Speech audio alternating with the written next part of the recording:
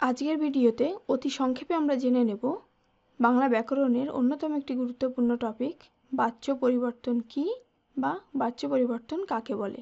বাচ্য পরিবর্তন জানার আগে প্রথমে আমাদের জানতে হবে বাচ্য কী। বাচ্য হলো বাক্যের প্রকাশভঙ্গি বা বাচনভঙ্গির রূপভেদ। অর্থাৎ আমরা মনের ভাব প্রকাশ করার জন্য বাক্য ব্যবহার করি।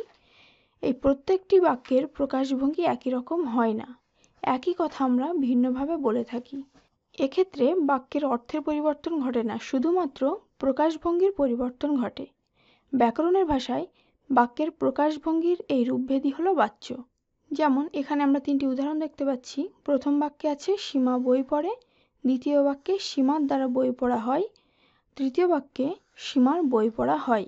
এখানে লক্ষণীয় প্রত্যেকটি বাক্যের বক্তব্য কিন্তু একই, শুধুমাত্র বাচনভঙ্গির রূপভেদ রয়েছে। আর এই বাচনভঙ্গির রূপভেদের কারণেই কখনো কর্তা, কখনো বা কর্ম, কখনো বা ক্রিয়াপদ প্রাধান্য পাচ্ছে।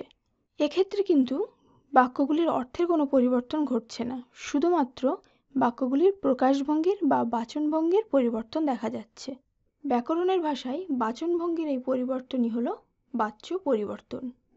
আমরা এখানে আরও একটি উদাহরণ নিয়েছি, যার প্রথম বাক্যে আছে আমরা নিয়মিত খেলা করি।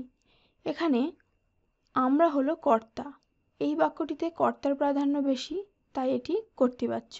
এই বাক্যটিতে যখন আমরা কর্মের প্রাধান্য বেশি দিচ্ছি তখন সেটি হয়ে যাচ্ছে কর্মবাচ্যে। আবার এই একই বাক্যকে আমরা যখন ক্রিয়াপদের প্রাধান্য বেশি দিচ্ছি তখন বাক্যটি হয়ে যাচ্ছে ভাববাচ্যে। অর্থাৎ শুধুমাত্র বাচনভঙ্গির উপরে ভিত্তি করেই এক বাচ্য থেকে আরেক বাচ্যে রূপান্তর করা সম্ভব। ব্যাকরণের ভাষায় এই পরিবর্তনই হলো বাচ্য পরিবর্তন। সুতরাং আমরা বলতে পারি বাক্যের অর্থের পরিবর্তন না করে শুধুমাত্র এক বাচ্যকে অন্য বাচ্যে পরিবর্তন করাই হলো বাচ্য পরিবর্তন।